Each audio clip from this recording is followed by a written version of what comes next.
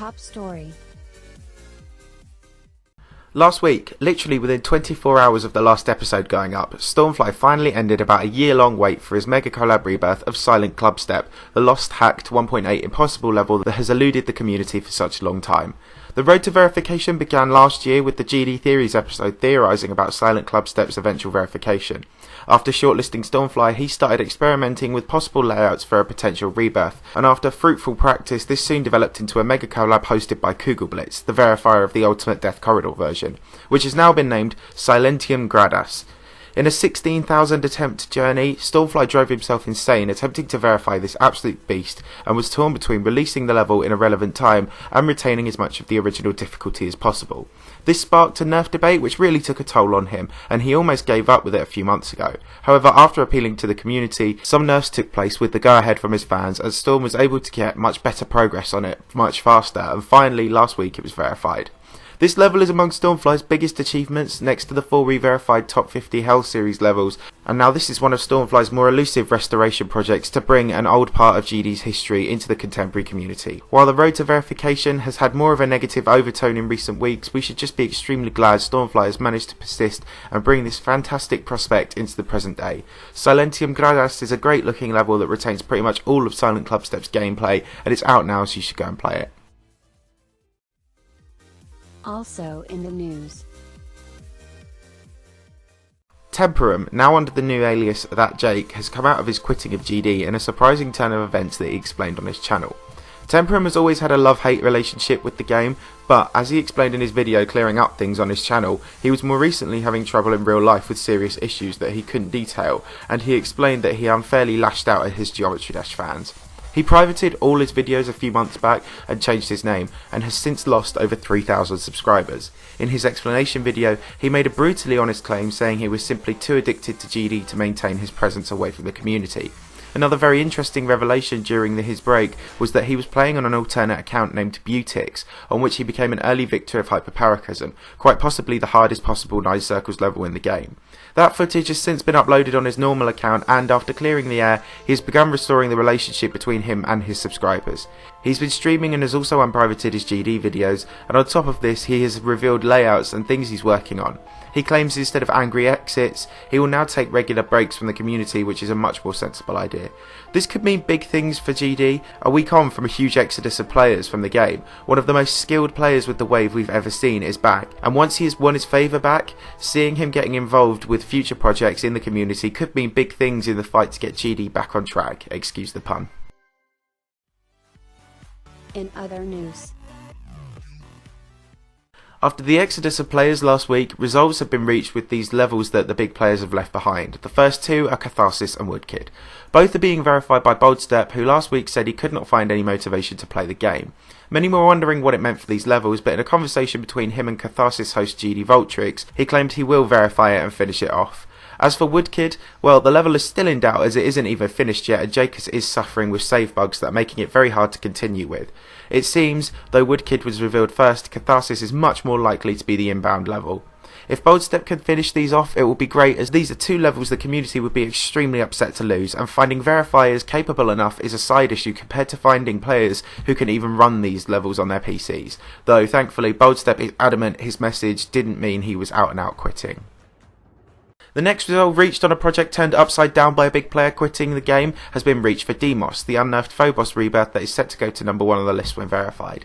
Deimos was a mega collab hosted by Endlevel that was set to be verified by Scullo, but since his quitting, Endlevel has said that he is attempting it himself. Should this not materialise, he said over Twitter that he has Crazen on hand as a backup if he can't see it through himself. This level is a very hot topic one at the moment, and so it's very likely that one way or another we will see it realised. So if we sit tight, I'm sure we'll see this before the end of 2018. German player and creator Metalface221 has become the latest player to add his name to the growing list of players with uncertain futures. In a 1 minute 30-second video on his channel, Metalface explained that he is starting to grow tired of grinding demons, which is taking its toll on him, so subsequently he will take a break from playing for the sake of himself. He has said he will continue creating, but this is an indefinite break for a player who has recently become the first to beat the original version of Death Corridor. It's hard to see with his massive spectrum of achievements just why he's so hard on himself, but I guess a man is his own worst critic. I hope he'll find what he's looking for in this break so he can return to being one of the most multi-skilled players in the game. Upcoming level news. Anathema, a level that was gaining a lot of hype in mid-year last year as an official Extreme Demon Allegiance sequel, is apparently back on the cards to be finished and verified, but not by its original creator Nitrodox. Through the early part of 2017, the focus continued to switch between Anathema and Relevant as the prevailing Allegiance sequel, and though Relevant was planned first, it was eventually seemingly dropped, in order to prioritise Anathema, which was gaining way more fan support. However, after the summer period and moving into late 2017, it was Relevant that was finished and went to a Quiver, before Anathema seemingly died. Nitro has said he doesn't want anything more to do with the level, though there are now rumours from pretty reliable sources who have even said that Nitro confirmed this himself, that Dutch creator AirSwipe will be both decorating and verifying the level. Will this mean it won't be the Abud Bloodlust spectacle and difficulty it was planned to be last year? Probably, but who really cares? This is a great upcoming level with a great song that we nearly lost, and the difficulty doesn't really matter in my opinion, given how hyped we were for this level. And now a great hybrid of player and creator will most likely restore hope. As for Relevant, well, Aquiva now has 66% on stream, so we may see this in the near future too. Great positive news for both of these levels. The big secretive project hosted by Ancient Anubis featuring some of GD's biggest names, Knight Rider, is starting to make its way towards the community. Knight Rider has been kept incredibly secret for some time now, and it was under the wraps until recently when Crazy Man revealed a teaser trailer made by Gaiden Hurtley for the level. Well, though a huge amount of it is still being kept behind the scenes, certain participants have started uploading their parts. Sugayesta's part has received the most attention, being a pretty tough looking and original part. Mac Tanao has also uploaded his part and revealed the full gameplay team, featuring Zobros, Riot, Zaro, Crazy Man and Sonix. Loads of huge names and loads to be excited about. We haven't actually seen the decoration yet, but that isn't stopping people from getting extremely excited about it, so hopefully we can see more progress on it soon. An interesting new mega collab is emerging that I covered a few months ago, but that has been being built in private for months now and has finally been revealed in its layout form to the community. Future Cider, a mega collab hosted by Netmere, is well on its way to being done gameplay wise, and it uses quite an interesting song. The gameplay looks pretty cool and pretty intense, and there's a lot of pace change and a lot of tempo changes throughout. There's still a lot of details being omitted from public view, but it seems Netmere will reveal more in time. Another mega collab is on the horizon in the form of Dreamless Wanderer, an XXL layout by Crazen that he revealed about 2 months ago.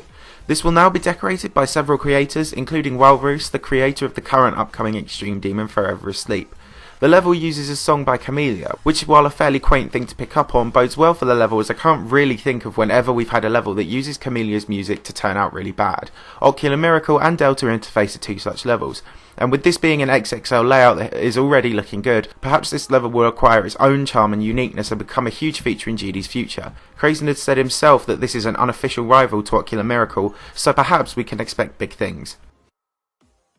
The wait for Crimson Planet still continues after the unfortunate 92% fail by Wuxi some weeks ago, but he is carrying on and drawing ever closer. In the meantime, we were given some food for thought when the Mega Collab's host True Omega was asked if the upcoming Extreme Demon would have a sequel, and True Omega said yes. This is very early days, and if not for the host's brief mention, would be purely speculation, but this will be incredibly interesting to keep an eye out for. If Crimson Planet is verified soon, we could see progress on a sequel get underway fairly quickly, and to see how it is structured and what they will do with it will be very intriguing. Top 50 news.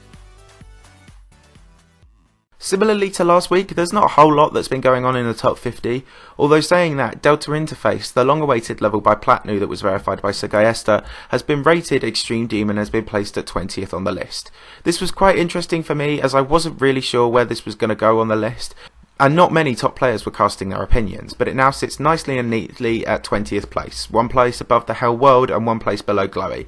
This pushes Sakupin Hell down to midway through the table, as that level starts to suffer the Bloodbath fate of falling further and further down the list.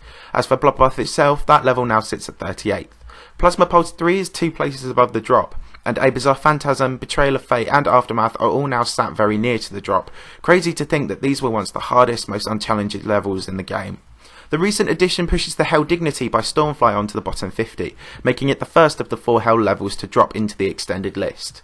As for the stats viewer, well, it's much the same. Diamond Splash is still the world number 1 obviously, but something we may finally see is a rise in activity from Temporum upon his return.